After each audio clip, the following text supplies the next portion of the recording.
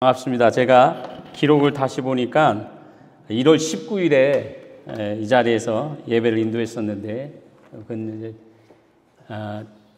7개월 만에 다시 여러분을 뵈서 반갑고요. 특별히 어느 해보다도 무덥잖아요. 그렇죠. 비도 안 내리고 나뭇잎들이 붉게 단풍이 든 것이 아니라 타 죽어가고 풀들도 누렇게 변했습니다. 특별히 뉴폴랜드 또 프레리 또 BC에는 산불이 나가지고요, 그렇죠?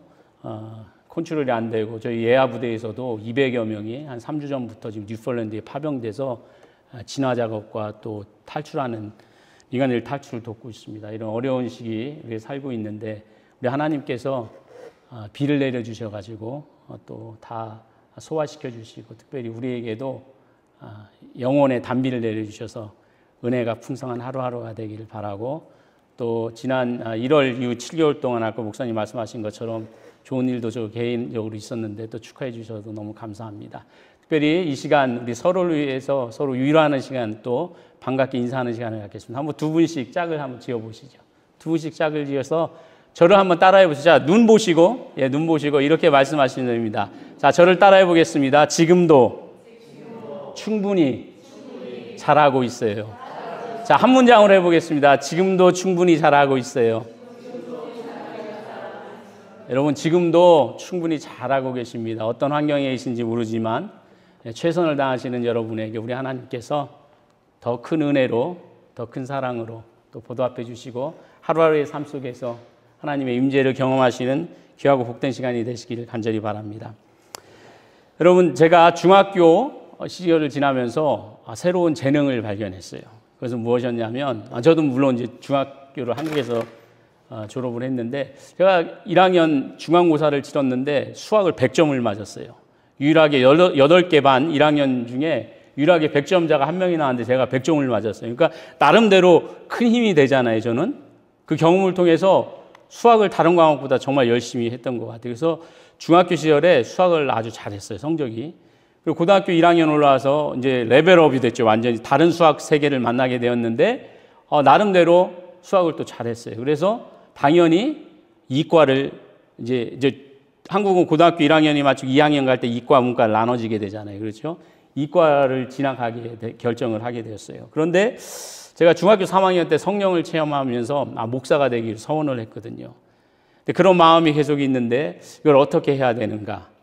신학대학을 가야 되는가? 이거 많은 분들이 신학대학을 바로 안 가도 되고 일반 대학을 갔다 대학원을 가둬야 된다. 이래서 이제 이과를 신청을 했어요. 그런데 이제 2학년 시작하는 날, 첫날 도저히 마음이 놓치지 않아서 이제 문과로 바꾸려고 그랬는데 담임 선생님이 안 된다는 거예요. 이미 다 결정이 됐잖아요. 반 배정도 다 맞춰졌고. 그런데 다행히 한 친구가 저와 반대로 문과에서 이과로 가고 싶은 친구가 있었어요. 저는 이과에서 문과로 가고 싶고 그래서 이렇게 바꿀 수가 있어서 문과를 가게 되었는데 왜 제가 이 말씀을 드리냐면 수학을 잘하는 데는 요령이 필요하죠. 수학을 하는 목적은 논리력을 키우기 위함이거든요. 근데 한국의 수학은 사실은 논리력뿐만 아니라 더한 것을 요구하지요. 근데 수학을 잘하는 방법이 하나 있는데 뭐냐면 뭘 외워야 될까요? 공식을 잘 외우면 됩니다.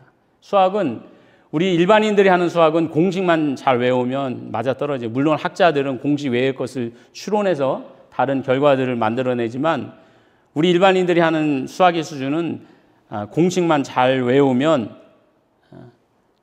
정답을 만들어낼 수가 있죠. 그래서 1 더하기 1은 2가 되고 2 곱하기 2는 4가 되는 거죠. 이것이 우리가 아는 세상의 수학의 공식이고 이치입니다. 그런데 성경에 보면 하나님의 공식도 나오거든요. 하나님의 공식이 무엇일까요, 여러분? 1 곱하기 2는 2가 아니라 성경은 30배, 60배, 100배라고 하는 공식을 가르쳐주고 있습니다. 그래서 오늘 저는 우리가 가진 것이 작은 것이라고 할지라도 그것이 하나님 손에 있으면 큰 것이 된다라고 하는 귀한 진리를 함께 깊이 묵상해 보려고 했는데요. 이것이 바로 하나님의 진리입니다. 특별히 오늘 함께 읽었던 누가복음 9장 10절에서 17절의 말씀은 어린 소년이 떡 5개, 빵 5개죠. 그리고 물고기 2마리, 생선 2마리, 우리가 흔히 오병이어라고 이렇게 부르는데 이 오병이어라고 하는 작은 헌물을 통해서 하나님께 드렸을 때 예수님의 손에 의해서 수천 명의 사람, 복음서마다 그 인원의 숫자는 다르지만 오늘 말씀에 의하면 5천여 명의 남자들의 배고픔을 채우는 기적으로 변하는 모습을 기록하고 있습니다.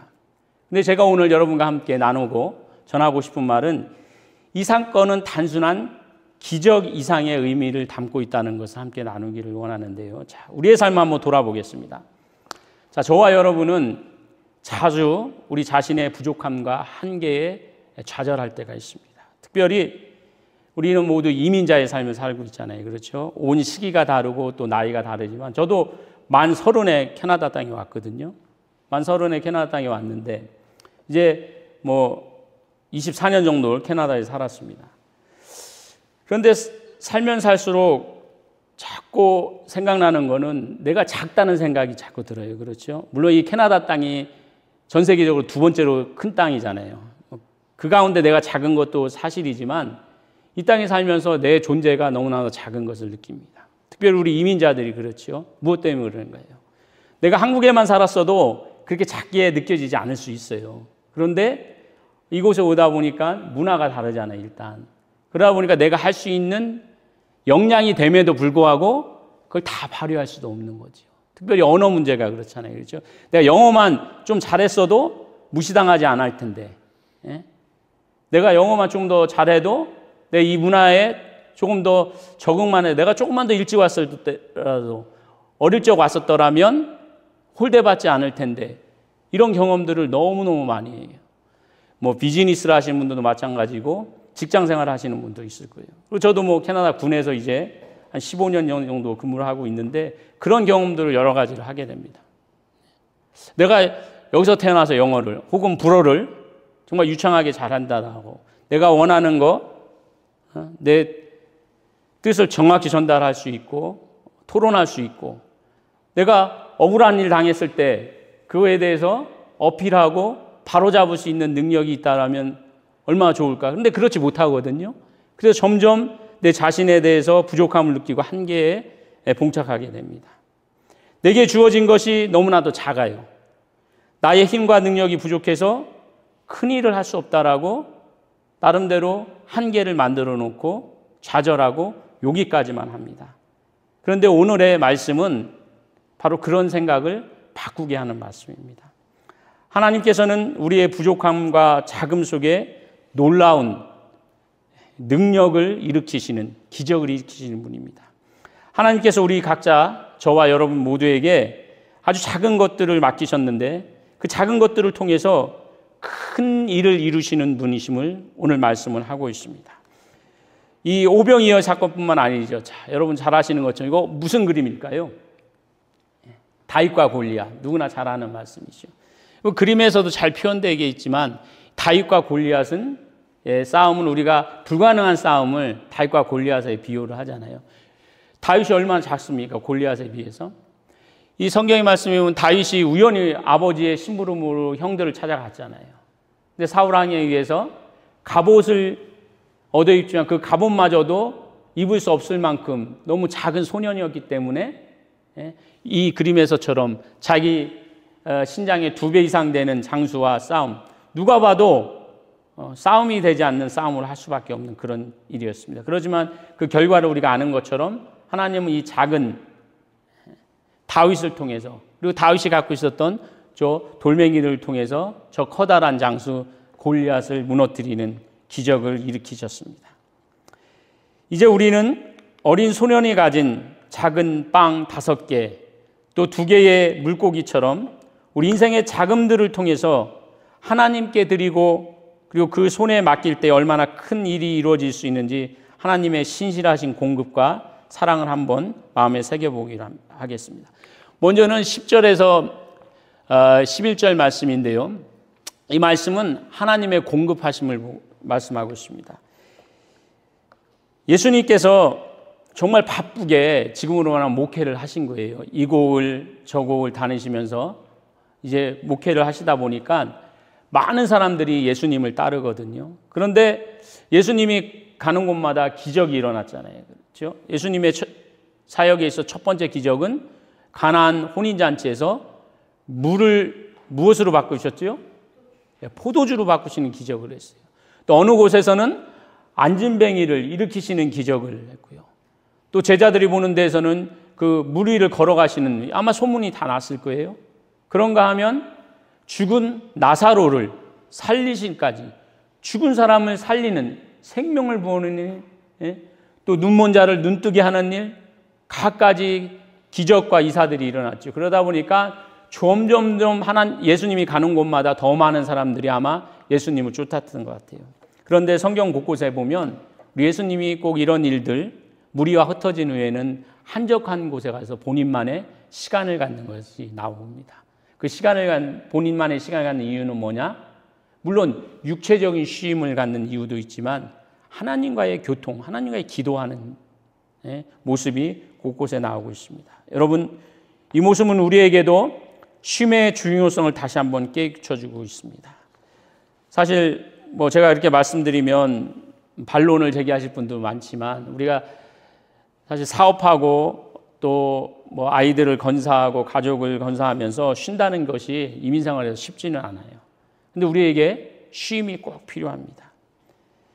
쉼과 회복의 시간이 우리 하나님께서 우리에게 꼭 주신 한 가지인데, 저는 사실 개인적으로 우리 군인들이 휴가 일수가 좀 많지요. 다른 직업군에 비해서. 물론 평상시에 저희들이 다르게 일해야 되는 시간들도 많이 있습니다. 저는 개인적으로 1년에 25일간의 휴가를 갔습니다.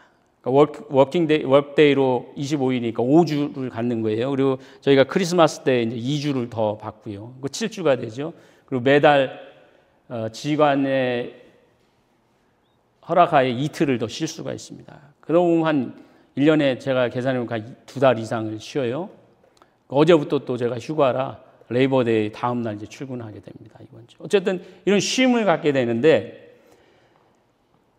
이 쉼이 우리들에게 꼭 필요한 이유는 회복을 위해서죠. 근데 이 쉼을 통해서 그냥 육체적인 쉼만 하는 것이 아니라 영적인 충전이 필요한 시기를 갖고 있습니다. 우리 목사님이 저에게 오늘 설교해달라고 이제 한 달여 전에 부탁을 했는데, 우리 목사님이 오늘 아마 좀 쉬고자 그런 것 같아요. 저도 한인교회 목회도 했고, 저는 한국에서도 목회를 했고, 한인교회 목회하고 이제 캐나다교회 가서 목회하는데, 특별히 한인교회 목사님들은 제일 안 그런 분도 계시지만 많은 분들, 저를 포함해서 많은 분들이 설교가 제일 부담되거든요. 설교 횟수가 많잖아요. 설교 횟수가 많다 보니까 참 부담이 돼요. 그러니까 한 주 설교를 안 하면 정말 쉬는 거예요. 2주를 쉬어버리게 되는 거죠. 그런데 우리가 전통적으로, 우리 문화는, 저와 여러분이 자라온 문화는 어떤 문화냐면, 쉰다는 것은 게으르다라고 생각을 해요.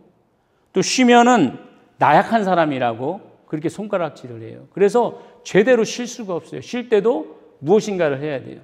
저도 이제 이번 주 조금 전에 말씀드린 것처럼 휴가인데, 저희 예하 부대에서 한 부대가 무슨 기념식을 하겠다고 찾아왔어요. 그럼 제가 노하면 돼요. 나는 휴가니까 다음 주에 내가 할 수 없어. 근데 제가 이 문화가, 자라온 문화가 노를 못 하는 거예요. 나 휴가인데 어차피 나 집에 있으니까 갈게. 그래서 이번 수요일 날 기념식 하는데 제가 가서 이제 영어로는 spiritual reflection이라고 하는데 좀 얘기하고 기도하는 거예요. 거기서 그런 일을 하게 되고, 또 제가 이제 휴가 간다고 부대 이제 주임 상사하고 몇 명한테, 행정장교한테 이메일을 하면서 나 이때 휴가 가는데 그냥 여기 머무르니까 혹시 필요하면 연락해. 그냥 다 올게. 이런 식으로 제대로 쉬는 게 아니죠. 그러니까 뭔가 제대로 쉰다고 하면 게을러지는 것 같아요. 나약한 사람처럼 보여요. 이게 우리 문화거든요. 그렇지만 오히려 하나님께서는 우리를 새롭게 하시고 다시 일어나서 일할 수 있는 힘을 주시는 은혜의 순간이 바로 휴식, 쉼의 시간입니다. 육체의 마음이 지치고 소진될 때 하나님은 고요한 곳으로 우리를 초대하셔서 그분과 같이 깊은 교제를 하면서 재충전하기를 원하십니다. 그래서 예수님은 가시는 곳마다 사역이 마치면 조용한 곳에 가서 제자들도 물리치신 채 기도하시며 재충전의 시간을 가졌던 것이죠. 여러분, 하나님과의 친밀한 만남, 앞으로 감당할 나의 일들을 위해서 준비의 시간이 시간이기도 합니다. 우리도 예수님처럼 하나님과 동행하며 영적 쉼을 누릴 때 하나님은 부족한 우리의 힘을 채워주시고 더 큰 사명을 감당할 수 있도록 도와주시는 것이지요. 그래서 쉼을 통해서 우리는 우리의 삶을 붙들고 계시는 하나님의 손길을 경험하게 되고요. 그것을 통해서 하나님과 내가 더욱더 가까워지고 있구나라고 하는 경험을 하게 되는 것입니다. 자, 오늘 여러분의 삶에도 쉼과 회복이 필요하지 않습니까? 바쁜 일상과 무거운 책임감 속에서 하나님께 주시는 삶의 은혜를 받아들이고 그 안에서 힘을 얻어 다시 한번 이번 한 주간도 승리하시는 한 주간이 되시길 간절히 바랍니다. 두 번째는 12절에 13절인데 하나님은 우리의 연민과 필요를 채워주시는 분이십니다. 이제 본격적으로 여기서 제가 오늘 말씀드리고자 하는 그 말씀이 나오는데 바로 우리의 작은 헌물이 혹은 헌신이 큰 기적을 이루는 말씀입니다. 자, 예수님의 소문이 아까 말씀드린 것처럼 방방곡곡 유대 땅 방방곡곡에 다 퍼졌어요. 자, 예수님의 소문이 다 퍼졌는데 예수님 지금 벳사다 쪽으로 이동한다는 소문이 났어요. 그러다 보니까 이전에 없던 많은 사람들이 또 예수님의 말씀을 듣고자 모인 것이지요. 그런데 예수님의 말씀을 듣다 보니까 예수님은 이전에 선지자들과 다르거든요. 이전에 선생들 또 랍비들이 가르침과 너무너무 다른 거예요. 그곳에서 기적이 일어나지 않는다 할지라도 예수님의 말씀을 듣는 것만 해도 너무 매력적인 거지요. 수많은 사람들이 몰려오는 거죠. 오늘 성경은 5,000명이라고 해서 남자들만 5,000명. 그러니 얼마나 많은 사람들이 모였겠어요. 그런데 거기에 한 가지 문제가 생겼죠. 정말 여러분 우리가 은혜로운 혹은 내가 쏙 빠질 만한 재미난 이야기를 듣다 보면 10분이 20분처럼 가고 또 1시간이 지나고 2시간이 지나고 3시간이 가는 거죠. 벌써 이제 식사 때가 된 거예요. 그런데 그 5,000명이나 되는 사람들, 우리가 성경에는 5,000명의 남자로 되어 있지만 유대 풍속에 의하면 전통적으로 유대 사람들은 사람을 셀 때 계수할 때 남자들만 세거든요. 죄송합니다. 남자분이 몇 분인지. 만약 여기 출석인을 세면 남자들만 세는 거예요. 이 교회, 오늘 교회는 하나, 둘, 셋, 4분밖에 안 오신 거예요. 그렇죠? 그런데 이 남자 중에서도 물론 이제 그거를 구분할 방법은 없지만 오른손잡이들만 하는 거예요. 왼손잡이들은 사람으로 취급을 안 하는 문화였어요. 그런데 5,000명의 남자만 5,000명이에요. 그러면 일반적으로 저도 그렇게 생각하는데 이 교회는 이게 캐나다 교회가 됐건 한국 교회가 됐건 여자분들의 숫자가 더 많을까요? 남자분들의 숫자가 많을까요? 여자분들의 숫자가 훨씬 많거든요. 그러니까 일반적으로 여자분들이 종교적이죠. 훨씬 남자들보다. 그리고 아이들까지 있었을 거 아니에요. 못해도 10,000명 이상이 그 자리에 있을 거예요. 그런데 지금처럼 우버 이트가 딜리버리 하던 시대도 아니고 캐더링 서비스가 있었던 것도 아니고 예수님과 제자들이 얼마나 많은 사람들이 모일지 예상할 수 없었잖아요. 들판이었거든요. 식당이 있는 것도 아니에요. 지금도 5,000명이라는 사람을 한 번에 먹이려면 쉽지 않은 일인데 2000년 전에 분명히 불가능한 일이죠. 그런데 예수님은 그 5,000명이 넘는 사람들에게 작은 소년이 가진 5개의 빵 그리고 2마리의 생선을 가져오라고 하십니다.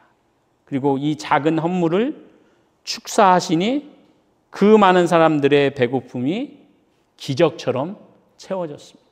이것이 기적이고 하나님의 은혜입니다. 자, 이 장면은 우리에게 기쁜 메시지를 전달하는데요. 우리 하나님은 우리의 자금을 결코 외면하지 않는다는 사실입니다. 여러분, 오늘 제가 20분이 될지 30분이 될지 설교 말씀은 가능하면 짧게 하겠습니다만 다 잊어버리셔도 한 가지만 기억하시면 돼요. 무엇이냐? 자, 한번 따라해 보실까요? 하나님은 우리의 자금을 결코 외면하지 않으신다.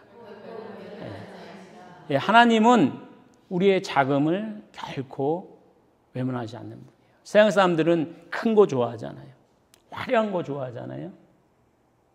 비싼 거 좋아하죠. 우리 하나님은 작은 거, 수수한 거, 보잘것없는 거 결코 외면하는 분이 아닙니다. 우리에게 주어진 시간이 될 수도 있고요. 재능이 될 수도 있고 또 물질이 부족해 보여도 하나님께 드릴 때 그것에는 특별한 이상의 가치가 생기는 거죠. 하나님을 위해 쓰여질 때 특별한 가치를 가지고 기적을 일으키는 것입니다. 작은 것들도 하나님 앞에서는 무한한 가능성의 씨앗이 되는 것이죠. 희망의 씨앗 혹은 기적의 씨앗이 되는 것입니다. 그러면 우리가 가진 작은 것들이 무엇이 있을까요, 여러분? 저는 몇 가지를 한번 생각해 봤는데 우리가 가진 작은 씨앗들, 이런 것들이 있을 수 있어요. 먼저는 누군가를 위한 작은 기도예요. 나 자신을 위한 기도도 작은 기도일 수 있고, 내 옆에 있는 우리 성도들을 위한 작은 기도, 우리 목사님을 위한 작은 기도, 또 이 자리에 없지만 또 오늘 보이지 않는 우리 성도들을 위한 작은 기도, 우리 가정에서 나의 자녀들을 위한 기도, 나의 배우자를 위한 기도, 작은 기도, 또 우리의 친인척들을 위한 작은 기도, 이 나라를 위한 작은 기도들. 너무 작지요. 그렇지만 이 작은 기도는 작은 씨앗 혹은 희망의 씨앗이 돼서 하나님께 드려질 때에 기적을 일으킬 수 있는 거죠. 그런가 하면 자녀들을 위하여 드리는 눈물의 기도 혹은 눈물이 있을 수 있죠. 작은 거잖아요.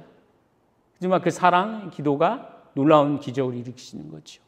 교회를 위해 조용히 섬기는 손길, 먼저 와서 의자를 놓고 또 예배가 마치면 의자를 정리하고 간식을 준비하는 손길들, 이런 작은 손길들, 정말 작을 수 있지만 이것이 희망이요 또 기적의 씨앗이 될 수 있는 것이죠. 그런가 하면 직장에서 정직하게 사는 것이요. 남들은 다 남 속이고 눈 속이고 상사 속이고 아랫사람 속인다 할지라도 나는 최선을 다해 정성을 다하는 거예요. 내가 하는 비즈니스에 최선을 다해서 정성을 다해서 고객들에 대하는 거지요. 그런가 하면 우리 입에서 나오는 말 한마디의 따뜻함, 말 한마디 얼마나 작아요. 그러나 이 말 한마디에 우리 그 속담에도 있잖아요. 말 한마디가 천냥빚을 갚는다. 작은 천냥빚을 갚을 수 있는 거죠. 성경도 많은 곳에 그것을 이야기하죠. 우리의 작은 말 한마디가 다른 사람의 인생을 바꿀 수 있거든요. 그 사람의 한 주간을 바꿀 수 있어요. 그 사람의 내 옆에 있는 집사님의 한 달의 삶을 바꿀 수 있고 1년의 삶을 바꿀 수 있는 거지요. 이런 기적의 씨앗들이 있어요. 그런가 하면 누군가의 이야기를 들어주는 귀가 필요하죠. 여러분, 남의 이 이야기를 들어주는 건 사실은 쉬운 건 아니지만 작은 행동이잖아요. 그렇죠? 누구나 현대인들은 말하기를 좋아해요. 자기 말만 막 하려고 그래요. 아내랑 저랑 저 오기 전에 잠깐 갤러리아를 들려서 고객센터에 제가 뭘 물어볼 게 좀 하나 있었거든요. 이 아주머니가 내가 물어보려고 하는 요지도 들어보지 않고 막 설명만 하는 거예요. 뭐 서류까지 꺼내서. 결국은 그게 아니거든요.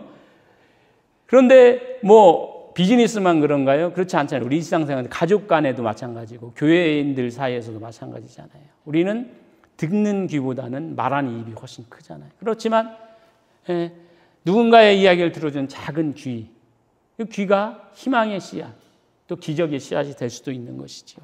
그런가 하면 하루를 견딜 수 있도록 돕는 작은 친절. 여러분, 그 작은 친절이 한 사람의 하루를 버티게 할 수도 있어요.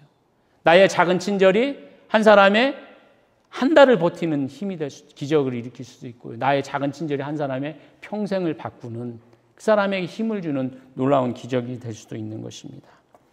여러분, 우리의 삶의 현실 속에서 우리는 종종 어려움과 그리고 부족함을 만납니다. 그러나 하나님은 항상 풍성하게 채워주시는 분이십니다. 내가 가진 것 너무 보잘것없다라고, 내가 가진 것 정말 너무 작다라고 우리는 생각하지만 우리 하나님은 내가 가진 것 그 작은 것도 소중하게 또 크게 써주시는, 기적을 일으키시는 하나님이십니다. 우리가 가진 것을 감사함으로 내어놓을 때 하나님은 그것을 증폭시켜 주시고 내가 부족하다고 생각하는 그분을 채워주시는 분입니다. 그래서 하늘나라의 공식은 몇 배라고요, 여러분? 30배, 60배, 100배지요. 이것이 바로 하늘나라의 공식입니다. 이 말씀은 우리에게 작은 헌신과 순종이 얼마나 중요한가를 가르치고 있습니다. 작은 손길, 작은 시간, 작은 재능, 작은 친절, 하나님께서 사용하시기에 충분한 것들입니다. 거기에는 자금이 없어요. 미니멈이 없어요. 그것은 놀라운 기적의 도구가 되는 것이고요. 그 작은 헌물과 작은 헌신이 큰 기적의 시작점이 될 수 있음을 믿으시기를 간절히 바랍니다. 여러분의 삶 속에 오늘도 작아 보이는 것들이 무엇이 있습니까? 여러분이 가진 것 중에 작아서 정말 내놓기 부끄러운 것, 하나님께 내놓기 부끄러운 것, 교회 앞에 내놓기 부끄러운 것, 또 많은 사람들 앞에 내놓기 부끄러운 것이 무엇이 있습니까? 그것을 하나님께 기쁘게 드리실 때 하나님은 여러분의 그 작은 헌물들, 헌신들, 작은 정성들을 귀하게 여기시고 그것들을 통해서 큰 은혜와 기적을 이루실 것입니다. 자, 세 번째는 14절에서 17절 말씀입니다. 하나님은 우리의 순종과 믿음을 통해서 기적을 일으키시는 분이십니다. 자, 제자들이 이제 가지고 있는 것이 무엇이냐? 한 어린아이가 헌물한 빵 5덩어리, 그리고 생선 2마리입니다. 제자들이 볼 때 충분히 부족해 보였어요. 정말로 부족한 거잖아요. 자기들끼리 먹어도 부족한데 이것을 가지고 5천 명을 먹인다는 거 불가능한 일이잖아요. 하지만 예수님께서 이 작은 것들을 축복하시고 나누어 주사 놀랍게도 모두가 배부르게 먹었고 남은 조각이 모으니까 12바구니가 되었다. 성경은 말씀하고 있습니다. 자, 여러분, 아까 그림에서 보셨듯이 빵 5개, 물고기 2마리를 바구니에 담으면 한 바구니 안에 다 들어갈 거예요. 그렇죠? 예. 자, 이것을 가지고 5천 명의 사람, 아니 여인들과 아이들까지 하면 10,000명, 15,000명의 사람이 먹었어요. 자, 기적인가요? 아닌가요? 기적이죠. 분명히 기적이에요. 그렇죠? 분명히 기적이에요. 그런데 이 기적을 바라보는 2가지 시각이 있어요. 자, 저는 어릴 적부터, 그러니까 저희 어머니가 교회를 다니시는 상황에서 제가 태어났어요. 그래서 저희는 그걸 뭐라고 부르냐면 모태신앙이라고 그러죠. 모태신앙. 그러니까 어릴 적부터 언제부터 교회를 다니는지 알고, 제 태교는 교회였던 것 같아요. 찬송가 들으면서 그렇게 자랐어요. 그래서 유치부, 제가 아직도 유치부 때 선생님을 기억이 나는데, 유치부 선생님. 그 다음에 유년부, 초등부, 중학교, 고등학교, 그리고 저는 신학대학을 갔어요. 그리고 대학원을 갔어요. 그리고 유학을 왔어요.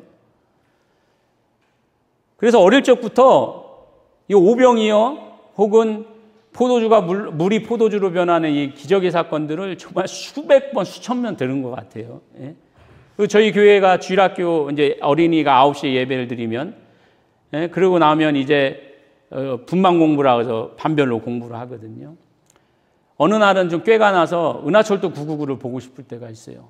우리 어머니 절대 허용이 안 돼. 주일 아침엔 제일 깨끗한 옷, 제일 깨끗한 뭐 신발도 하나인데 어머니가 토요일 다 빨아가지고 학교 갔다 오면 말려가지고 그 가는 거예요. 헌금 주어지면 그거 가지고.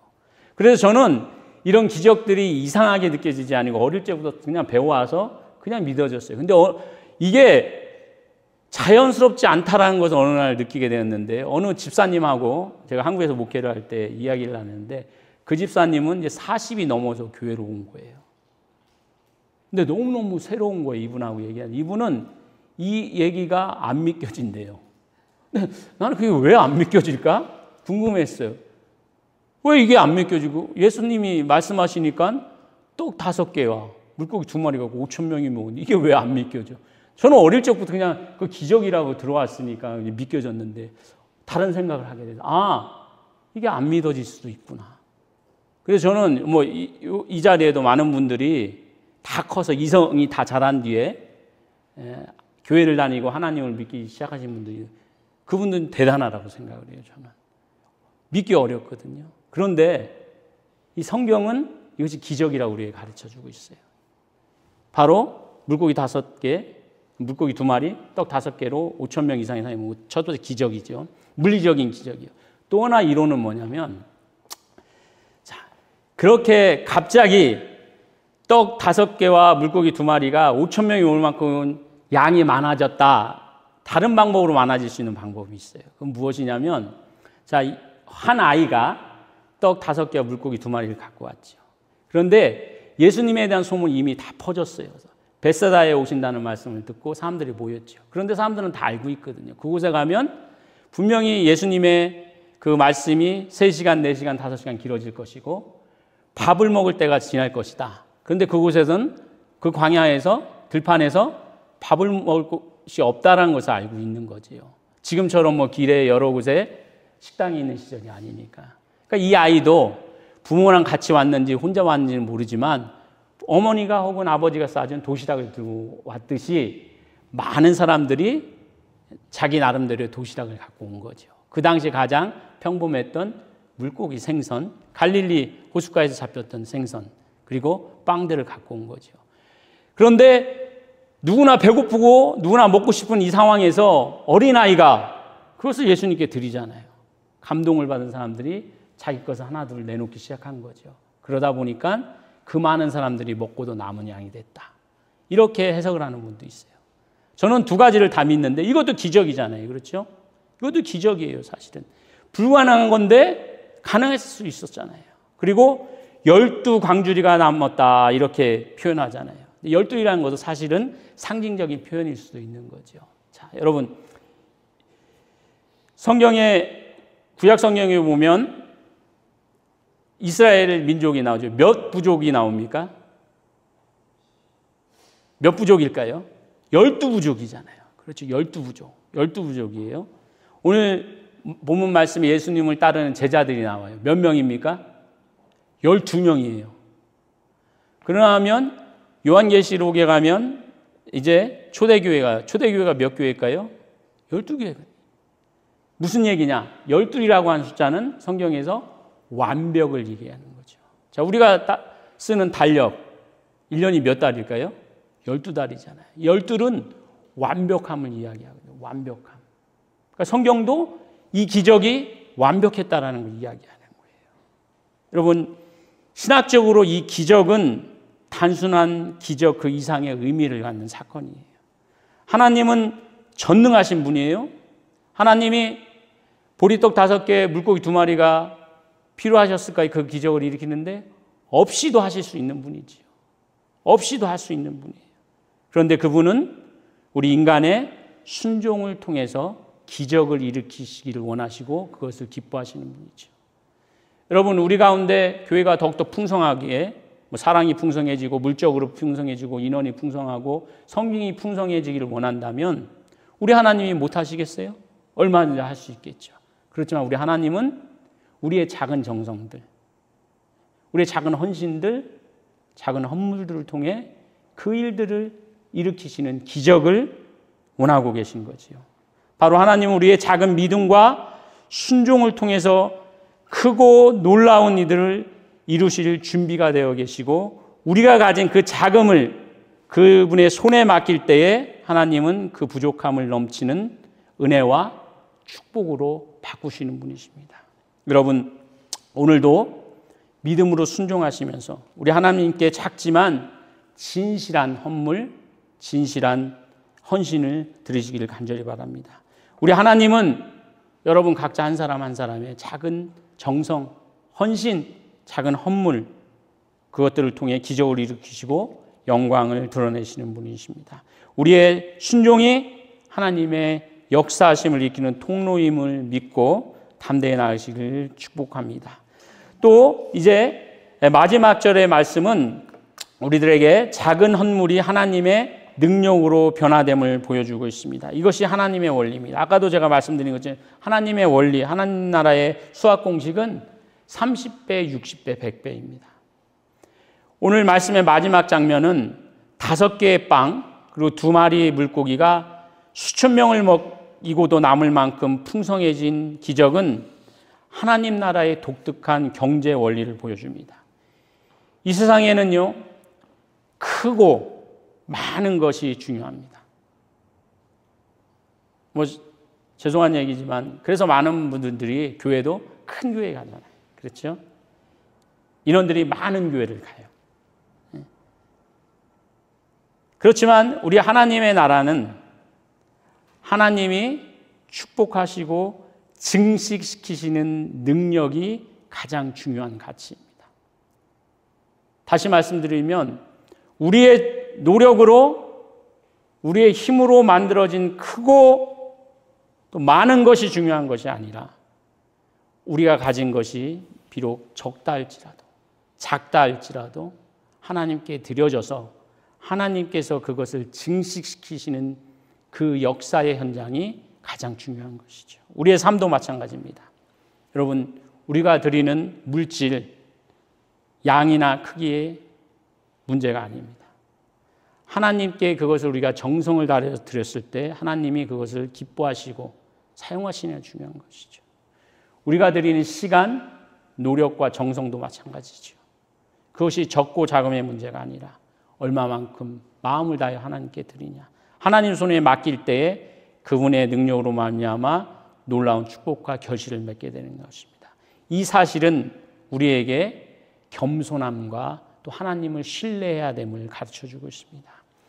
자, 신앙생활을 하다 보면 우리는 때로 우리 자신과 우리의 헌물이 혹은 헌신이 너무 작다고 느껴질 때가 있어요. 부끄러울 때가 있어요. 또 움츠러질 때가 있어요.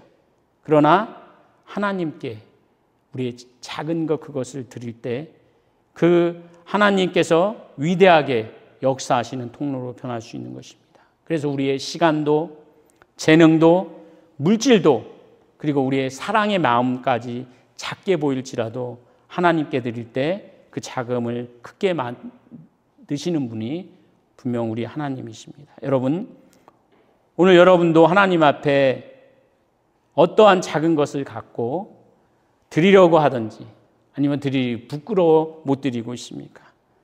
하나님은 여러분이 가진 그 작은 것들 풍성한 축복으로 바꾸시며 하나님 나라의 놀라운 역사를 여러분의 삶 가운데 펼치실 것입니다. 그 작은 것이 하나님 손에 있으면 큰 것이 됩니다. 이제 말씀을 마치려고 합니다. 여러분, 오늘 우리가 대하는 깊은 진리는 바로 그것입니다. 작은 것이 하나님의 손에 있으면 큰 것이 된다는 것입니다. 우리의 연약함, 우리의 부족함 결코 무가치한 것이 아닙니다. 이것이 바로 위로이고 희망입니다. 우리의 자금이 하나님 앞에 내려놓아질 때 그 자금은 그분의 전능한 손길로 인해서 넘치는 은혜와 기적으로 변하게 됩니다. 때로 우리가 가진 것이 너무 작고 보잘것없어서 하나님께 드리기 망설여질 때가 있습니다. 하지만 하나님은 그런 우리의 마음조차도 사랑하시고 우리의 작은 헌물에 작은 헌신에 귀 기울이십니다. 우리가 두려움과 부끄러움을 내려놓고 온전한 믿음을 가지고 우리 하나님께 내놓을 때 그 작은 헌물이 하나님 손에서 얼마나 크고 아름답게 쓰임받을지는 우리가 상상할 수 없을 정도로 큰 가능성이요 희망의 씨앗들입니다. 여러분, 오늘 이 자리에서 하나님께서 저와 여러분 한 사람 한 사람의 마음에 맡기신 작고 또 소중한 헌물들이 있다면 그 헌물들 또 헌실들을 담대하게 하나님께 드리십시오.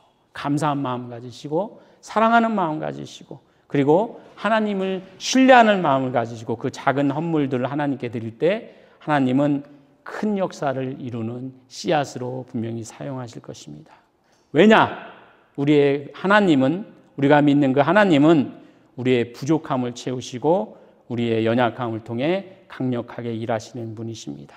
이제 여러분, 그분의 크신 사랑 안에서 이번 한 주간도 여러분이 가진 작은 것이 큰 것이 되는 하나님 나라의 비밀 속에서 우리 모두가 놀라운 역사의 증인이 되시기를 간절히 축복합니다. 기도하겠습니다.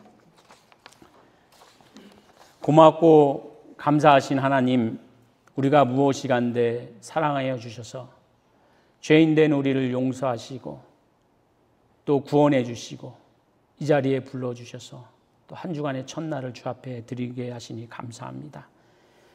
우리는 보잘것없고 또 드릴 것도 없고 부끄러운 존재들이지만 우리의 작은 것들을 통해서 큰 것을 가진 자를 부끄럽게 하시는 기적을 일으키시는 주님, 하나님, 어렵고 도전되는 이민자의 삶을 살아가며 우리 자신을 볼 때에 한계를 보면서 부족함과 좌절함을 보는 우리의 삶이 아니라 내일을 향하여 우리가 드리는 하나님께 드린 그것들을 통한 희망의 씨앗과 기적의 씨앗들이 펼쳐질 또 자라날 것을 바라보는 우리의 믿음이 되게 하시고 우리의 삶 속에서 늘 도우시고 인도하시는 하나님을 경험하는 우리의 삶이 될 수 있도록 도우시옵소서.